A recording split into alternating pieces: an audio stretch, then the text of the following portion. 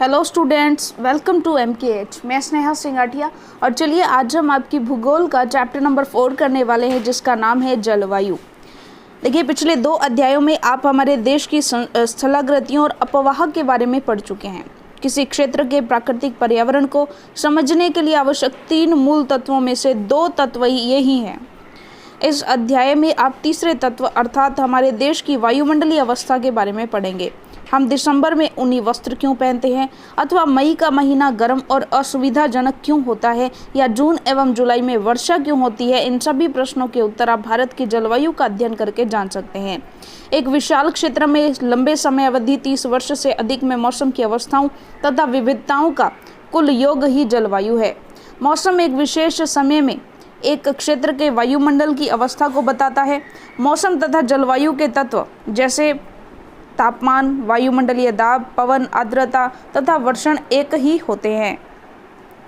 आपने अवश्य ध्यान दिया होगा कि मौसम की अवस्था प्राय कुछ दिनों में ही कई बार बदलती है, लेकिन फिर भी कुछ सप्ताह, महीनों तक वायुमंडलीय अवस्था लगभग एक समान ही बनी रहती है। जैसे दिन गर्म या ठंडे, हवादार या शांत, असमान बादलों से घिरा या साफ तथा देखिए आगे आर्द्र या शुष्क हो सकते हैं। महीनों के औसत वायुमंडलीय अवस्था के आधार पर वर्ष को ग्रीष्म, शीत या वर्षा ऋतुओं में विभाजित किया गया है। माफ कीजिएगा, विश्व को अनेक जलवायु प्रदेशों में बांटा गया है। क्या आप जानते हैं कि भारत की जलवायु कैसी है तथा ऐसा क्यों है? इस संबंध में हम इस अध्याय में पढ़ेंगे। चलिए जानते हैं। मानसून शब्द की व्युत्पत्ति जो है वो अरबी शब्द मौसम से हुई है, जिसका अर्थ होता है मौसम। मानसून का अर्थ एक वर्ष के दौरान वायु की दिशा में ऋतु के अनुसार परिवर्तन है। भारत की जलवायु को मानसूनी जलवायु कहा जाता है। तो कैसी है भारत की जलवायु? मानसूनी तरह की। एशिया में इस प्रकार की जलवायु मुख्यतः दक्षिण और दक्षिण पूर्व में पाई जाती है। सामान्यतः प्रतिरूप में लगभग एकरूपता होते हुए भी देश की जलवायु अवस्था में स्पष्ट प्रादेशिक भिन्नताएं हैं। आइए हम 2 महत्वपूर्ण तत्व तापमान और वर्षण को लेकर देखें कि एक स्थान से दूसरे स्थान पर तथा एक मौसम से दूसरे मौसम में इनमें किस प्रकार की भिन्नता है।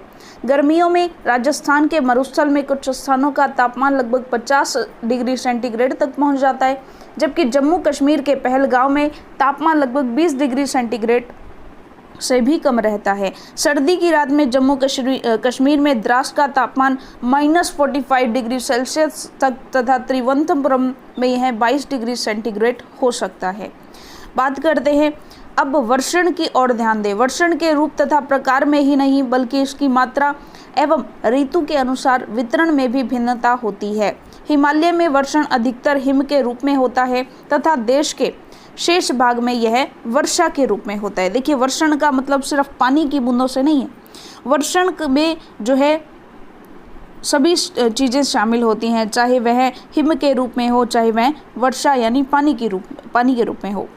वार्षिक वर्षण में भिन्नता मेघालय में 40 सेंटीमीटर से लेकर लद्दाख एवं पश्चिमी राजस्थान में यह 10 सेंटीमीटर से भी कम होता है। देश के अधिकतर भागों में जून से सितंबर तक वर्षा होती है, लेकिन कुछ क्षेत्रों जैसे तमिलनाडु तट पर अधिकतर वर्षा अक्टूबर एवं नवंबर में होती है।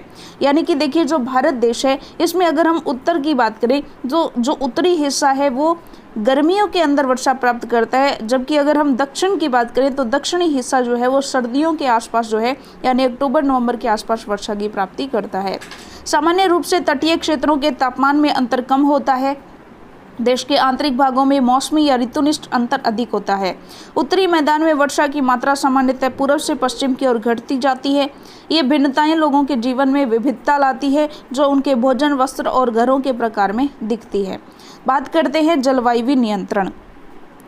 किसी भी क्षेत्र की जलवायु को नियंत्रित करने वाले 6 प्रमुख कारक होते हैं: अक्षांश, ऊंचाई, वायुदाब एवं पवन तंत्र, समुद्र से दूरी, महासागरीय धाराएं और ऊंचावच लक्षण। पृथ्वी की गोलाई के साथ इसे प्राप्त सौर ऊर्जा की मात्रा अक्षांशों के अनुसार अलग अलग होती है। आप जानते हैं कि अगर हम पूरे पृथ्वी को ग्लोब के रूप में देखें तो यहाँ पर हमारी जो 0 डिग्री विषुवत रेखा जो होती है और इसके बाद जो है 23.5 डिग्री उत्तर और 23.5 डिग्री दक्षिण में जो है यहाँ पर कर्क रेखा होती है और यहाँ पर नीचे जो है मकर रेखा होती है 23.5 डिग्री पर और यहाँ पर जो है 66.5 डिग्री की रेखा होती है, 66.5 उत्तरी और 66.5 दक्षिणी। तो क्या होता है कि ये तो जो है एरिया पूरा उष्णकटिबंध है। चलिए दूसरे रंग से दिखाते हैं इसको। ये जो है 23.5 और इसके बीच में ये पूरा उष्णकटिबंध होता है। तो यहाँ पर क्या होता है देखिए, पूरा के पूरे क्षेत्र में इस तरह से जो अक्षांश है, तो जैसे जैसे हम जो भूमध्य रेखा है, भूमध्य रेखा से जो विषुवतीय रेखा है, इससे अगर हम उत्तर में जाएंगे या इससे अगर हम दक्षिण की ओर जाएंगे तो हमें निरंतर वर्षा के अंदर जो है कमी हमें महसूस होगी। चलिए, यह कमी हमें दिखाई देती है। आगे देखिएगा, तो अक्षांशों के अनुसार अलग अलग होती है। इसके परिणाम स्वरूप तापमान विषुवत वृत्तों से ध्रुवों की ओर सामान्यतः घटता जाता है। जब कोई व्यक्ति पृथ्वी की सतह से ऊंचाई की ओर, तो वायुमंडल की सघनता कम हो जाती है, तापमान घट जाता है। इसलिए पहाड़ियाँ गर्मी के मौसम में भी ठंडी होती हैं। किसी भी क्षेत्र का वायुदाब एवं पवन तंत्र उस स्थान के अक्षांश और ऊंचाई पर निर्भर करता है। इस प्रकार यह तापमान एवं वर्षा के वितरण को प्रभावित करता है। समुद्र का जलवायु पर समकारी प्रभाव पड़ता है। जैसे जैसे समुद्र से दूरी बढ़ती है, यह प्रभाव कम होता जाता है। बात करते हैं आगे। एवं लोग विषम मौसमी अवस्थाओं को महसूस करते हैं। इसे महाद्वीपीय अवस्था यानी गर्मी में बहुत अधिक गर्म और सर्दी में बहुत अधिक गर्म कहते हैं। महासागरीय धाराएं समुद्र से तट की ओर चलने वाली हवाओं के साथ तटीय क्षेत्रों की जलवायु को प्रभावित करती है। उदाहरण के लिए, कोई भी तटीय क्षेत्र जहां गर्म या ठंडी जलधाराएं बहती हैं और वायु की दिशा समुद्र से तट की ओर हो, तब वह तट गर्म या ठंडा हो जाएगा। बात करते हैं अंत में, किसी स्थान की जलवायु को निर्धारित करने में उच्चावच की भी महत्वपूर्ण भूमिका होती है। ऊंचे पर्वत ठंडी और गर्म वायु को अवरोधित करते हैं। यदि उनकी ऊंचाई इतनी हो कि वे वर्षा लाने वाली वायु के रास्ते को रोकने में सक्षम हो, तो वे उस क्षेत्र में वर्षा का कारण भी बन सकते हैं। जैसे आप जानते हैं कि उत्तर में जो है हिमालय जो पर्वत तंत्र है, और जैसे ही दक्षिण से हवाएं जाती हैं तो वो इन पर्वतों से टकरा जाती हैं और जो है इसी क्षेत्र में यहाँ पर इन बादलों को ये रोक सकते हैं और इस कारण यहाँ जो है वो बारिश हो जाती है। तो इस तरह से हमारे उत्तरी भाग में हिमालयन जो पर्वत तंत्र है उसके द्वारा बारिश होती है। पर्वतों के पवन विमुख ढाल अपेक्षाकृत सूखे रहते हैं, बल्कि अगर हम देखें तो उत्तरी भारत का ये वाला हिस्सा तो बारिश पाता है, लेकिन इन पर्वतों के दूसरे साइड तो ये पवनें जा ही नहीं पाती हैं। तो दूसरा साइड जो होता है, यानी जिसे बोलते हैं पवन विमुख ढाल, देखिएगा अगर हम देखें कुछ इस तरह से, मान लीजिए ये पर्वत है और इधर से हवाएं आ रही हैं मान लीजिए, और जैसे ही हवाएं आ रही हैं मानसूनी पवनें, तो यहाँ से टकरा के वो इस एरिया में बारिश कर देगी, लेकिन ये वाला भाग तो सूखा रह जाएगा। तो इसे बोलते हैं पवन विमुख ढाल, जहाँ पर पवनें नहीं आती हैं, विमुख होती हैं पवनें जिससे, तो ये वाले अब क्षेत्र जो है अपेक्षाकृत सूखे रहते हैं। बात करते हैं भारत की जलवायु को प्रभावित करने वाले कारक। देखिएगा, सबसे पहले बात करते हैं अक्षांश। देखिए, कर्क वृत्त देश के मध्य भाग, पश्चिम में कच्छ के रण से लेकर पूर्व में मिजोरम से होकर गुजरती है। देश का लगभग आधा भाग कर्क रेखा के दक्षिण में स्थित है, जो उष्णकटिबंधीय क्षेत्र है। कर्क वृत्त के उत्तर में स्थित शेष भाग उपोष्ण कटिबंधीय है। देखिएगा, मान लीजिए अगर हम बात करें हमारे ग्लोब की, तो ग्लोब में हम देखते हैं यहाँ से जो है जो 0 डिग्री की रेखा गुजरती है और ऊपर 23.5 डिग्री जो होती है वो कर्क रेखा होती है। तो हमारे भारत देश के लगभग मध्य से गुजरती है। इस तरह से हम भारत देश को अगर माने, चलिए फिर हम भारत देश का चित्र बनाते हैं, लगभग कुछ आइडिया से बनाते हैं। ऐसे हम कुछ मतलब कच्चा चिट्ठा टाइप से बना रहे हैं, स्पेसिफिक हम नहीं बना रहे हैं।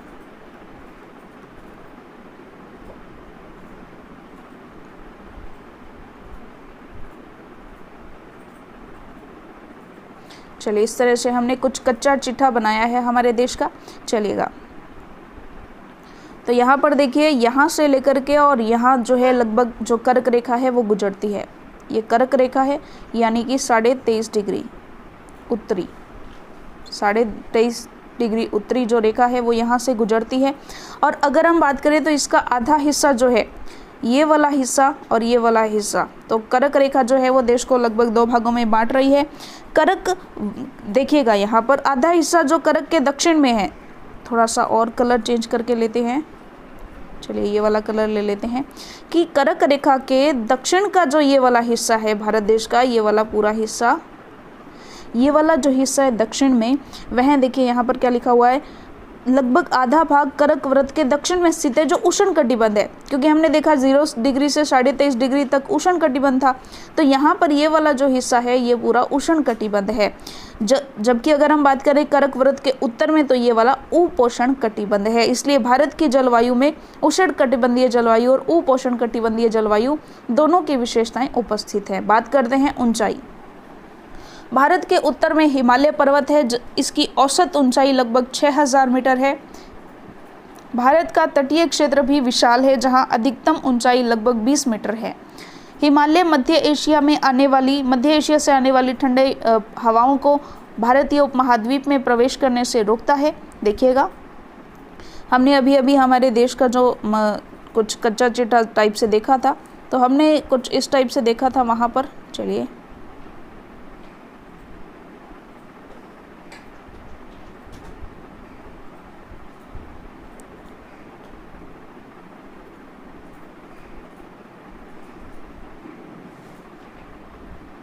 इस टाइप से हमने उत्तरी हिस्सा जो है वो देखा था। तो यहाँ पर देखिए कुछ हिमालयन रेंजेस जो है वो यहाँ पर पूरी हिमालयन जो श्रेणियाँ हैं, तीनों श्रेणियाँ वो इस तरह से पाई जाती हैं। तो देखिएगा, इधर से जो दक्षिणी हिस्से से मानसूनी पवनें आएंगी, मानसूनी पवनें जो दक्षिणी हिस्से से आएंगी उनको तो ये रोक लेंगी, और जब ये रोक लेंगी तो यहाँ पर जो है भारी मात्रा में बादल जो है वो वर्षा करेंगे। देखिए यहाँ पर देखिए भारी मात्रा में वर्षण होगा। लेकिन जो इस साइड से उत्तरी भाग से जो ठंडी पवनें आ रही हैं, क्योंकि ऊपर तो शीत कटिबंध है, तो ऊपर से जो ठंडी पवनें आ रही हैं उनको भी ये जो हिमालयन रेंजेस है ये क्या करेंगे, हमारे भारतीय प्रायद्वीप में जो है आने से रोकेंगे। ये इनको वापस से इधर आने नहीं देंगे, इनको वापस से यहाँ पर भेज देंगे। तो उससे क्या होता है, ठंडी हवाओं को भारतीय उपमहाद्वीप में ये प्रवेश से रोकती है।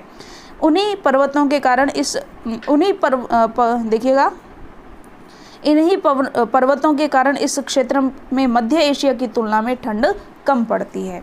बात करते हैं वायु दाब एवं पवनें।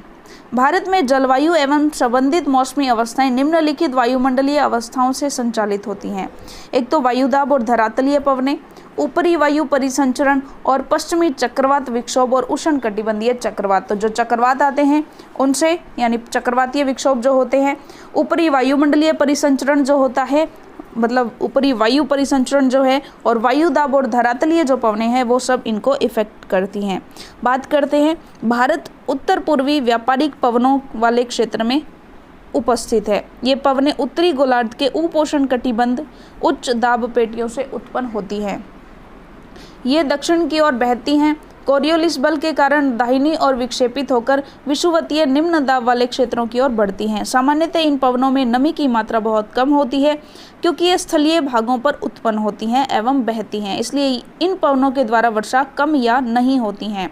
इस प्रकार भारत को शुष्क क्षेत्र होना चाहिए, लेकिन ऐसा नहीं है। देखिए, अगर हम बात कर रहे हैं कोरियोलिस बल क्या होता है, तो पृथ्वी के घूर्णन के कारण उत्पन्न आभासी बल होता है, जिसे कोरियोलिस बल कहते हैं। इस बल के कारण पवनें उत्तरी गोलार्ध में दाहिनी ओर और दक्षिणी गोलार्ध में बाईं ओर विक्षेपित होती हैं। इसे फेरल का नियम भी कहा जाता है। भारत की वायुदाब और पवन तंत्र अद्वितीय है, यानी बिल्कुल यूनिक है। शीत ऋतु में हिमालय के उत्तर में उच्च दाब होता है। इस क्षेत्र की ठंडी शुष्क हवाएं दक्षिण में निम्न दाब वाले महासागरीय क्षेत्र के ऊपर बहती हैं। ग्रीष्म ऋतु में आंतरिक एशिया और उत्तर पूर्वी भारत के ऊपर निम्न दाब का क्षेत्र उत्पन्न हो जाता है। इसके कारण गर्मी के दिनों में वायु की दिशा जो है, देखिएगा, इसके कारण गर्मी के दिनों में वायु की दिशा पूरी तरह से परिवर्तित हो जाती है। वायु दक्षिण में स्थित हिंद महासागर के उच्च दाब वाले क्षेत्र से दक्षिणी पूर्वी दिशा में बहते हुए विषुवतीय वृत्त को पार कर दाहिनी ओर मुड़ते हुए भारतीय उपमहाद्वीप पर स्थित निम्न दाब की ओर बहने लगती हैं। दक्षिण पश्चिम मानसूनों के नाम से इन्हें जाना जाता है और ये पवनें कोषण महासागरों के ऊपर बहती हैं, नमी ग्रहण करती हैं और भारत की मुख्य भूमि पर वर्षा करती हैं। इस प्रदेश में ऊपरी वायु परिसंचरण पश्चिमी प्रवाह के प्रभाव में रहता है।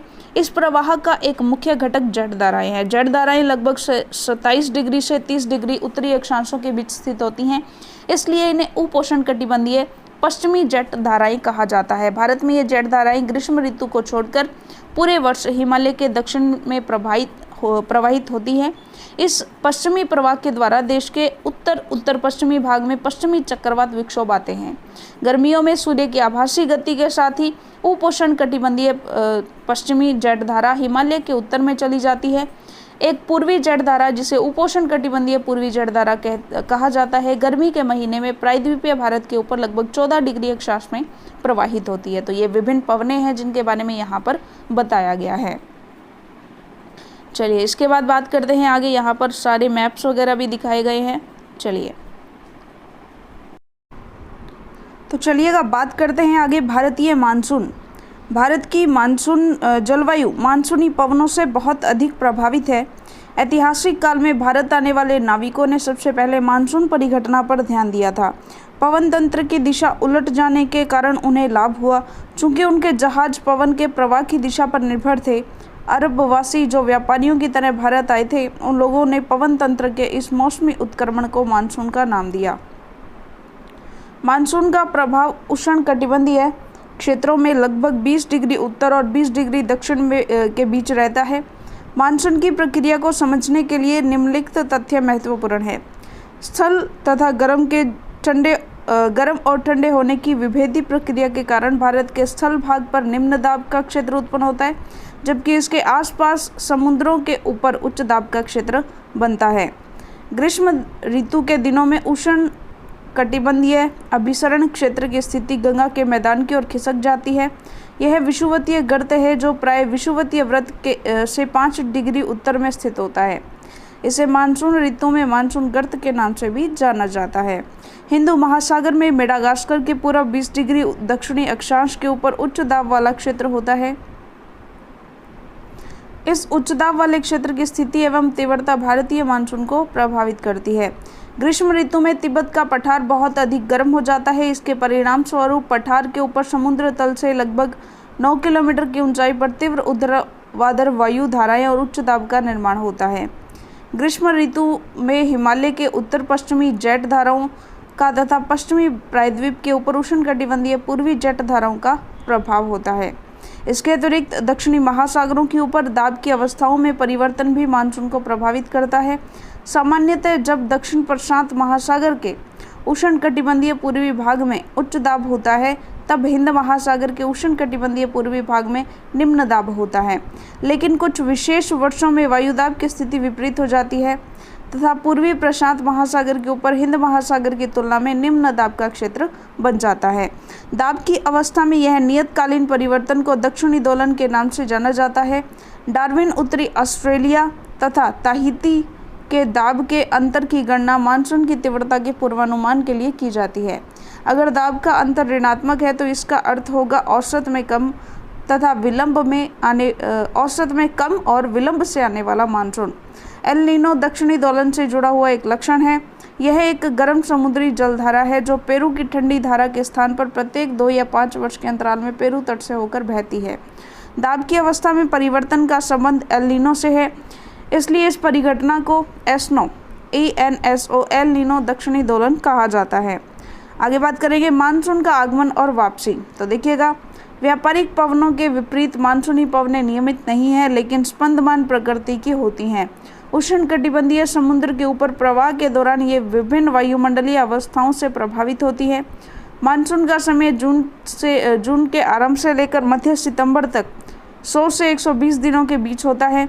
इसके आगमन के समय सामान्य वर्षा में अचानक वृद्धि हो जाती है और लगातार कई दिनों तक यह जारी रहता है। इसे मानसून प्रस्फोट या फटना कहते हैं तथा इसे मानसून पूर्व बौछारों से पृथक किया जा सकता है। सामान्यतः जून के प्रथम सप्ताह में मानसून भारतीय प्रायद्वीप के दक्षिणी छोर से प्रवेश करता है। इसके बाद यह 2 भागों में बढ़ जाता है, अरब सागर शाखा तथा बंगाल की खाड़ी शाखा। अरब सागर शाखा लगभग 10 दिन बाद 10 जून के आसपास मुंबई पहुंचती है। यह एक तीव्र प्रगति है। बंगाल की खाड़ी सागर भी तीव्रता से आगे की ओर बढ़ती है और यह जून के प्रथम सप्ताह में असम पहुंचता है। ऊंचे पर्वतों के कारण मानसून पवनें पश्चिम में गंगा के मैदान की ओर मुड़ जाती हैं। मध्य जून तक अरब सागर शाखा सौराष्ट्र, कच्छ और देश के मध्य भागों में पहुंच जाती है। अरब सागर शाखा एवं बंगाल की खाड़ी शाखा दोनों गंगा के मैदान के उत्तरी पश्चिमी भागों में जाकर आपस में मिलती है। दिल्ली में सामान्यतः मानसूनी वर्षा बंगाल की खाड़ी शाखा से जून के अंतिम सप्ताह में होती है। जुलाई के प्रथम सप्ताह तक मानसून पश्चिमी उत्तर प्रदेश, पंजाब, हरियाणा और पूर्वी राजस्थान में पहुंचता है।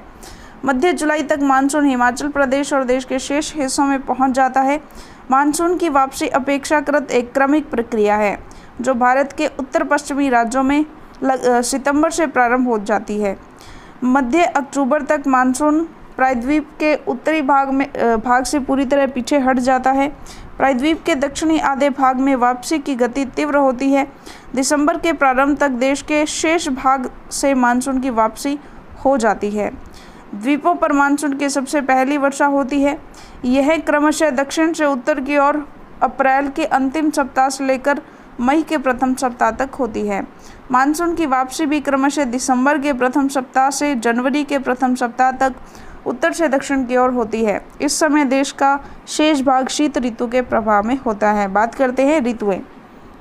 मानसूनी जलवायु की विशेषता एक विशिष्ट मौसमी प्रतिरूप होता है। यह एक ऋतु से दूसरे ऋतु में मौसम की अवस्थाओं में बहुत अधिक परिवर्तन होता है। विशेषकर देश के आंतरिक भागों में ये परिवर्तन अधिक मात्रा में परिलक्षित होते हैं। तटीय क्षेत्रों में तापमान में बहुत अधिक भिन्नता नहीं होती है। यद्यपि यहाँ वर्षा के प्रारूपों में भिन्नताएं होती हैं। आप अपने क्षेत्र में कितने प्रकार की ऋतुओं का अनुभव करते हैं? भारत में मुख्यतः 4 ऋतुओं को पहचाना जा सकता है। ये है शीत ऋतु, ग्रीष्म ऋतु, कुछ क्षेत्रीय विभिन्नताओं के साथ मानसून के आपसी आगमन और वापसी का काल। शीत ऋतु। उत्तरी भारत में शीत ऋतु मध्य नवंबर से आरंभ होकर फरवरी तक रहती है। भारत के उत्तरी भाग में जो है दिसंबर और जनवरी सबसे ठंडे महीने होते हैं। तापमान दक्षिण से उत्तर की ओर बढ़ने पर घटता जाता है। पूर्वी तट पर चेन्नई का औसत तापमान 24 डिग्री सेल्सियस से 25 डिग्री सेल्सियस होता है, जबकि उत्तरी मैदान में यह 10 डिग्री सेल्सियस से 15 डिग्री सेल्सियस के बीच होता है। दिन गर्म और रातें ठंडी होती हैं। उत्तर में तुषारपात सामान्य है तथा हिमालय के ऊपर ढालों पर हिमपात होता है। इस ऋतु में देश में उत्तरी पूर्वी व्यापारिक पवनें प्रवाहित होती हैं। ये स्थल से समुद्र की ओर बहती हैं तथा इसलिए देश के अधिकतर भागों में शुष्क मौसम होता है। इन पवनों के कारण कुछ मात्रा में वर्षा जो है तमिलनाडु के तट पर होती है, क्योंकि वहाँ ये पवनें स्थल से समुद्र की ओर बहती हैं। देश के उत्तरी भाग में एक कमजोर उच्च दाब का क्षेत्र बन जाता है जिसमें हल्की पवनें इस क्षेत्र से बाहर की ओर प्रवाहित होती हैं। ऊंचावच से प्रभावित होकर ये पवन पश्चिम और उत्तर पश्चिम में गंगा घाटी में बहती हैं। सामान्यतः इस मौसम में आसमान साफ, तापमान तथा आर्द्रता कम तथा पवनें शिथिल तथा परिवर्तित होती हैं। शीत ऋतु में उत्तरी मैदानों में पश्चिम और उत्तर पश्चिम में चक्रवाती विक्षोभ का अंतर्वाह विशेष लक्षण है। यह कम दाब वाली प्रणाली भूमध्य सागर एवं पश्चिमी एशिया के ऊपर उत्पन्न होती है तथा पश्चिमी पवनों के साथ भारत में प्रवेश करती है। इसके अलावा शीतकाल में मैदानों में वर्षा होती है तथा पर्वतों पर हिमपात, जिसकी उस समय बहुत अधिक आवश्यकता होती है। यद्यपि शीतकाल में वर्षा, जिसे स्थानीय तौर पर महावट कहा जाता है, की कुल मात्रा कम होती है, लेकिन ये रबी फसलों के लिए बहुत ही महत्वपूर्ण होती है। प्रायद्वीपीय भागों में शीत ऋतु स्पष्ट नहीं होती है। समुद्री पवनों के प्रभाव के कारण शीत ऋतु में भी यहाँ तापमान के प्रारूप में न के बराबर परिवर्तन होता है। बात करते हैं ग्रीष्म ऋतु। सूर्य के उत्तर की ओर आभासी गति के कारण भूमंडलीय ताप पट्टी उत्तर की तरफ खिसक जाती है। मार्च से मई तक भारत में ग्रीष्म ऋतु होती है। ताप पट्टी के स्थानांतरण के प्रभाव का पता विभिन्न अक्षांशों पर मार्च से मई के दौरान रिकॉर्ड किए गए तापमान को देखकर लगाया जा सकता है। मार्च में दक्कन के पठार का उच्च तापमान लगभग 38 डिग्री सेल्सियस होता है। अप्रैल में मध्य प्रदेश एवं गुजरात का तापमान लगभग 42 डिग्री सेल्सियस होता है। मई में देश के उत्तर पश्चिमी भागों का तापमान सामान्यतः 45 डिग्री सेल्सियस होता है। प्रायद्वीपीय भारत में समुद्री प्रभाव के कारण तापमान कम होता है। देश के उत्तरी भाग में ग्रीष्मकाल में तापमान में वृद्धि होती है तथा वायुदाब में कमी आती है। मई के अंत में उत्तर पश्चिम में थार के रेगिस्तान से लेकर पूर्व एवं दक्षिण पूर्व में पटना तथा छोटा नागपुर पठार तक एक कम दाब का लंबवत क्षेत्र उत्पन्न होता है। पवन का परिसंचरण इस गर्त के चारों ओर प्रारंभ होता है। लू ग्रीष्मकाल का एक प्रभावी लक्षण है। ये धूल भरी गर्त और शुष्क पवनें होती हैं जो कि दिन के समय भारत के उत्तर एवं उत्तर पश्चिमी क्षेत्रों में चलती हैं। कभी कभी ये देर शाम तक जारी रहती है। इस हवा का सीधा प्रभाव घातक भी हो सकता है। उत्तरी भारत में मई महीने के दौरान सामान्यतः धूल भरी आंधियां आती हैं। ये आंधियां अस्थायी रूप से आराम पहुंचाती हैं क्योंकि ये तापमान को कम कर देती हैं तथा अपने साथ ठंडे समीर एवं हल्की वर्षा लाती है। इस मौसम में कभी कभी तीव्र हवाओं के साथ गरज वाली मूसलाधार वर्षा भी होती है। इसके साथ प्राय हिमवृष्टि भी होती है। वैशाख के महीने में होने के कारण पश्चिम बंगाल में इसे काल वैशाखी कहा जाता है। ग्रीष्म ऋतु के अंत में कर्नाटक एवं केरल में प्राय पूर्व मानसूनी वर्षा होती है। इसके कारण आम जल्दी पक जाते हैं। प्राय इसे आम वर्षा भी कहा जाता है। वर्षा ऋतु या मानसून का आगमन, देखिए जून के प्रारंभ में उत्तरी मैदानों में निम्न दाब की अवस्था तीव्र हो जाती है। यह दक्षिणी गोलार्ध की व्यापारिक पवनों को आकर्षित करता है। यह दक्षिण पूर्व व्यापारिक पवनें दक्षिणी समुद्रों के उपोष्ण कटिबंधीय क्षेत्रों में उत्पन्न होती हैं।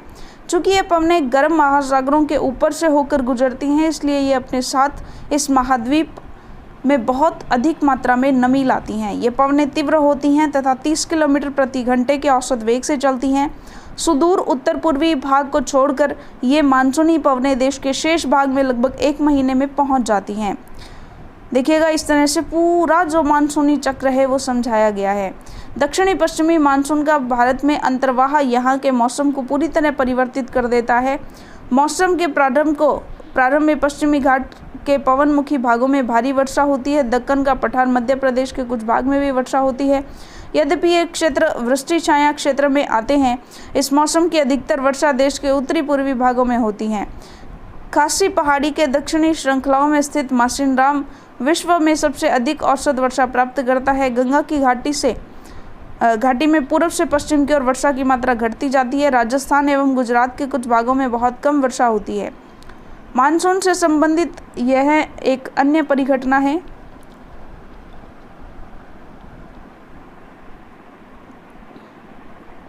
वर्षा में विराम।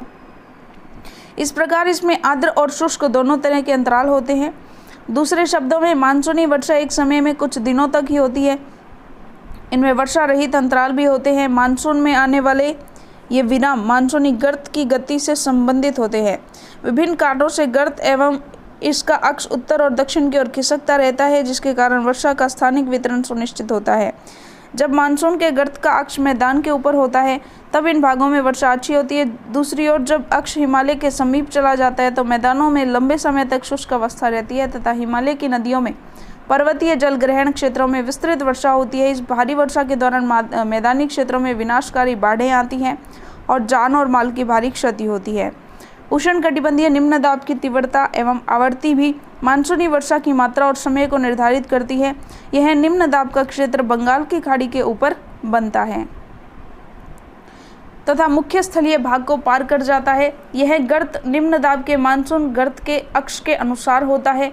मानसून को इसकी अनिश्चितता के लिए जाना जाता है। शुष्क और आर्द्र स्थितियों की तीव्रता, आवृत्ति एवं समय काल में भिन्नता होती है। इसके कारण यदि एक भाग में बाढ़ आती है तो दूसरे भाग में सूखा पड़ता है। इसका आगमन एवं वापसी प्राय अव्यवस्थित होता है, इसलिए यह कभी कभी देश के किसानों की कृषि कार्यों को अव्यवस्थित कर देता है।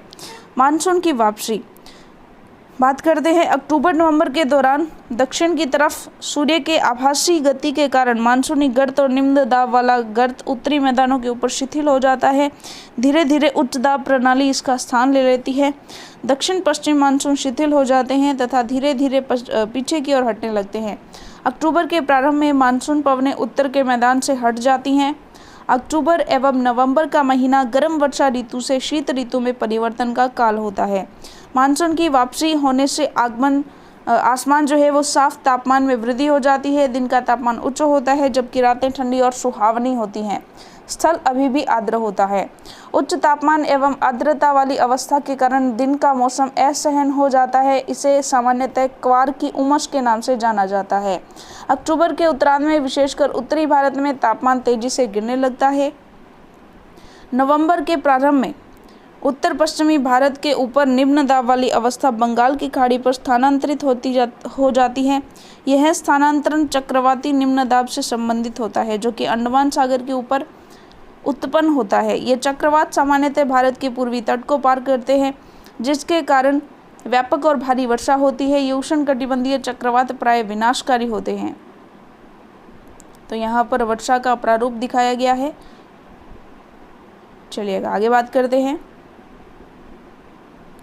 गोदावरी, कृष्णा और कावेरी नदियों के सघन आबादी वाले डेल्टा प्रदेशों में अक्सर चक्रवात आते हैं जिसके कारण बड़े पैमाने पर जान व माल की क्षति होती है। कभी कभी ये चक्रवात उड़ीसा, पश्चिम बंगाल एवं बांग्लादेश के तटीय क्षेत्रों में भी पहुंच जाते हैं। कोरोमंडल तट पर अधिकतर वर्षा इन्हीं चक्रवातों और अवदाबों से होती है।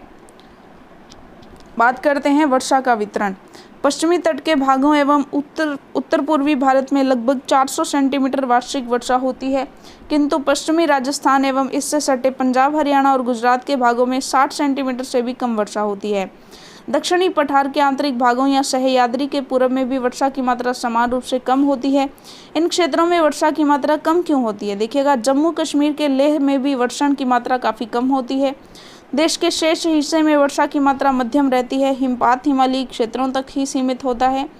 मानसून की प्रकृति के परिणाम स्वरूप एक वर्ष से दूसरे वर्ष होने वाली वार्षिक वर्षा की मात्रा में भिन्नता होती है। वर्षा की विषमता निम्न वर्षा वाले क्षेत्र जैसे राजस्थान, गुजरात के कुछ भाग तथा पश्चिमी घाटों के वृष्टि छाया क्षेत्रों में अधिक पाई जाती है। अतः अधिक वर्षा वाले क्षेत्रों में बाढ़ें आती है जबकि निम्न वर्षा वाले क्षेत्रों में सूखे की आशंका रहती है। मानसून एकता का परिचायक। आप पहले ही पढ़ चुके हैं कि हिमालय अत्यंत ठंडी पवनों से भारतीय उपमहाद्वीप की रक्षा करता है। इसके कारण अपेक्षाकृत उच्च अक्षांशों के बावजूद उत्तरी भारत में निरंतर ऊंचा तापमान बना रहता है। इसी प्रकार प्रायद्वीपीय पठार में तीनों ओर से समुद्रों के प्रभाव के कारण न तो अधिक गर्मी पड़ती है और न अधिक सर्दी।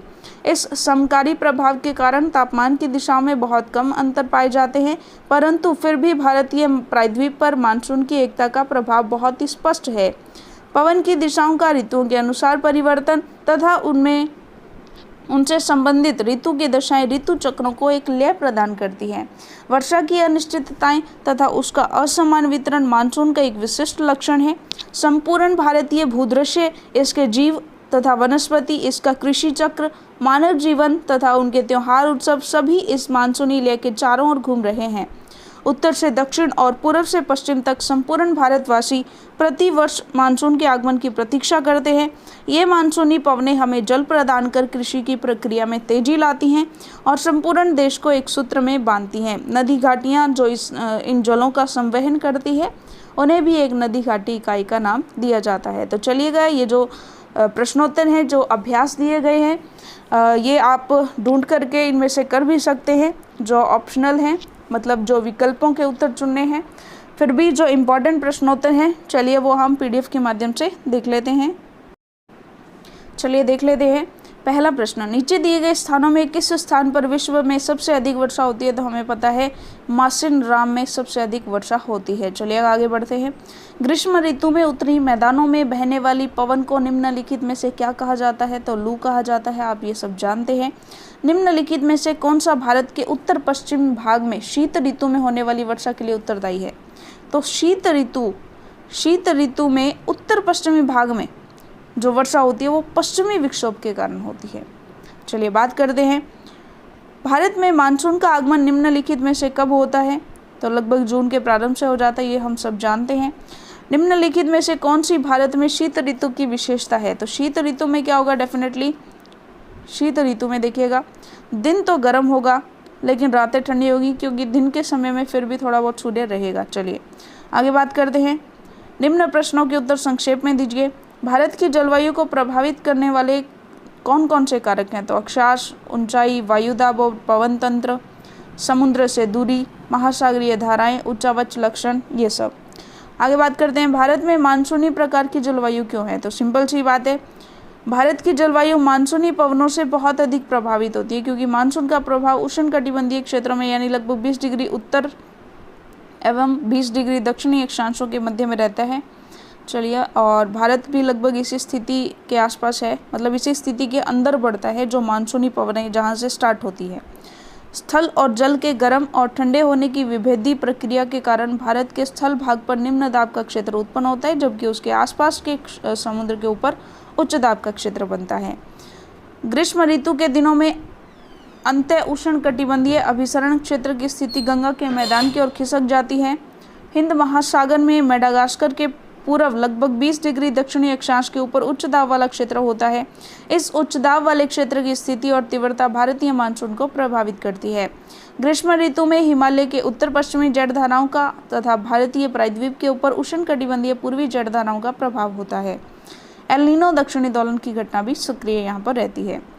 अगला प्रश्न है, भारत के किस भाग में दैनिक तापमान अधिक होता है? तो देखिएगा, सिंपल सी बात है, भारत का जो पर्वतीय भाग है, पठारी भाग और कुछ उत्तरी मैदानी भाग जो है वो वहाँ पर दैनिक तापमान अधिक होता है। जिसका कारण क्या है? देखिएगा, इस भाग में कर्क वृत्त गुजरता है और देश का लगभग आधा भाग कर्क वृत्त के दक्षिण में स्थित है, जो उष्णकटिबंधीय क्षेत्र है।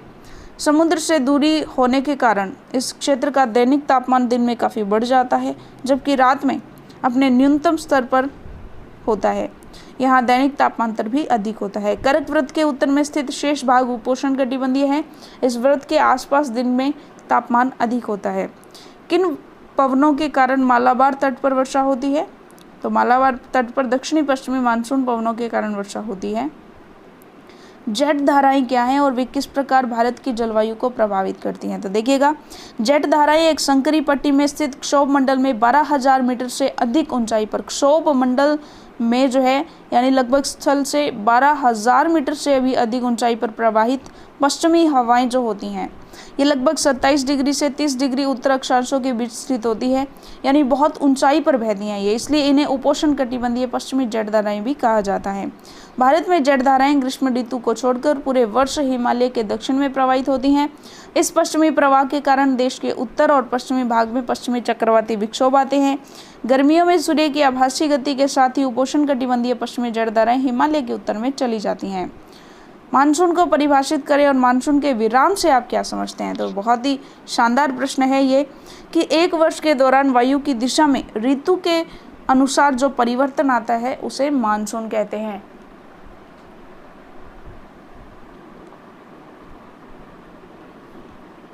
बात करते हैं आगे। मानसून में विराम एक परिघटना है जिसमें मानसूनी वर्षा एक समय में कुछ दिनों तक ही होती है। इनमें वर्षा रहित अंतराल भी होते हैं। जब वर्षा में विराम आ जाता है, इसमें दो अवस्थाएं होती हैं। एक गर्त का अक्ष मैदान के ऊपर होता है जब वर्षा होती है, दूसरी जब वर्षा रुक जाती है। यह तब होता है जब अक्ष हिमालय के समीप चला जाता है, तब मैदानों के समय तक जो है मैदानों में काफ़ी लंबे समय तक जो है शुष्क अवस्था बनी रहती है। इसे ही मानसून में विराम कहते हैं। मानसून को एक सूत्र में बांधने वाला क्यों समझा जाता है? तो सिंपल सी बात है, भारत का प्रत्येक भाग, चाहे वो जम्मू कश्मीर में, तमिलनाडु हो या गुजरात के पूर्वोत्तर भाग हो, सभी मानसून का बेसब्री से प्रतीक्षा करते हैं। यह सबके जान जीवन से जुड़ी हुई चीज़ है। मानसून की प्रत्येक स्थितियाँ, जैसे मानसून का समय से आना, समय से पहले चले जाना, लंबे समय तक रहना, अचानक गायब हो जाना, ये सब जनजीवन को बहुत ही प्रभावित करते हैं। भारत में वर्षा के जल का वितरण और कृषि प्रक्रिया पूर्णतः मानसून पर निर्भर करती है। यही कारण है कि मानसून को एक सूत्र में बांधने वाला समझा जाता है। उत्तर भारत में पूर्व से पश्चिम की ओर वर्षा की मात्रा क्यों घटती जाती है? तो सिंपल सी बात है, भारत में वर्षा का वितरण मुख्यतः देश के आकार द्वारा नियंत्रित होता है। यह पवनों के प्रवेश और मार्ग पर निर्भर करता है। दक्षिणी पश्चिमी मानसून बंगाल की खाड़ी में प्रवेश कर भारत उत्तरी पूर्वी भाग में अधिक वर्षा लाती है। यह अपने साथ अधिक मात्रा में जलवाष्प और नमी लाती है। आगे बढ़कर यह उत्तर पश्चिम की ओर जाती है, जो जलवाष्प की नमी की मात्रा को घटाती है, जिससे इन क्षेत्रों में वर्षा कम होती है। भारतीय उपमहाद्वीप में वायु की दिशा में मौसमी परिवर्तन क्यों होता है? तो ये हमने बहुत ही अच्छे से अध्याय के अंदर जो है समझा था। आगे देखिएगा, भारत में अधिकतर वर्षा कुछ ही महीने में होती हैं। तो भारत में वर्षा का प्रमुख कारण यहाँ बहने वाली मानसूनी पवनें हैं, जो वर्ष के कुछ ही महीने जून से सितंबर तक होती है। इन महीनों में भारत का स्थलीय भाग बहुत गर्म होता है और महासागरीय भाग कम गर्म होता है, जिससे हिंद महासागर के ऊपर उच्च दाब उत्पन्न होता है और वायु के इस उच्च दाब से इस उपमहाद्वीप के स्थल के निम्न दाब की ओर बहने के कारण यह अपने साथ बहुत अधिक मात्रा में जलवाष्प और नमी लाती है, जो इन दिनों में वर्षा का प्रमुख कारण होती है। बात करते हैं आगे, जलवायु किसे कहते हैं। तो एक विशाल क्षेत्र में लंबे समय तक समयावधि लगभग 30 वर्ष से अधिक में मौसम की अवस्थाओं का जो कुल योग होता है उसे जलवायु कहते हैं। मानसून भी हमने पढ़ लिया। चलिए, मौसम और जलवायु के प्रमुख अवयव, तो तापमान, वायुमंडलीय दाब, पवन, आर्द्रता, वृष्टि, ये सब हमने पढ़ लिया। भारत की जलवायु को मानसूनी जलवायु, चलिए ये भी हमने पढ़ लिया, स्टार्टिंग फर्स्ट क्वेश्चन ही था। भारत में कौन से स्थान में विश्व की अधिकतम वर्षा होती है, ये भी हमने पढ़ लिया। प्रभावित करने वाले कारक हमने पढ़ लिए। भारत में जलवायु संबंधित मौसमी अवस्थाएं किन वायुमंडलीय अवस्थाओं से संचालित होती है। तो देखिएगा, एक तो वायुदाब और धरातलीय पवनें, ऊपरी वायु परिसंचरण और पश्चिमी चक्रवाती विक्षोभ और उष्णकटिबंधीय चक्रवात। आगे बात करते हैं, कोरियोलिस बल क्या होता है। तो पृथ्वी के घूर्णन के कारण उत्पन्न जो आभासी बल होता है उसे ही कोरियोलिस बल कहते हैं। जेट धाराएं 27 डिग्री से 30 डिग्री अक्षांशों के मध्य चलती हैं। जेट धाराएं क्या होती हैं ये हमने पढ़ लिया है। चलिए, पश्चिमी चक्रवात विक्षोभ क्या है। तो सर्दी के महीनों में उत्पन्न होने वाले पश्चिमी चक्रवातीय विक्षोभ भूमध्य सागरीय जो क्षेत्र होता है उसमें आने वाले पश्चिमी प्रवाह के कारण होता है और इसे ही पश्चिमी चक्रवातीय विक्षोभ कहते हैं। मानसून का प्रवाह उष्णकटिबंधीय क्षेत्र में लगभग कितना रहता है। तो 20 डिग्री उत्तर से 20 डिग्री दक्षिण जो अक्षांश है उसके मध्य रहता है। अंतः उष्णकटिबंधीय अभिसरण क्षेत्र क्या है। तो देखिएगा, विषुवतीय अक्षांशों में विस्तृत गर्त एवं निम्न दाब के क्षेत्र को ही अंतः उष्णकटिबंधीय अभिसरण क्षेत्र कहते हैं।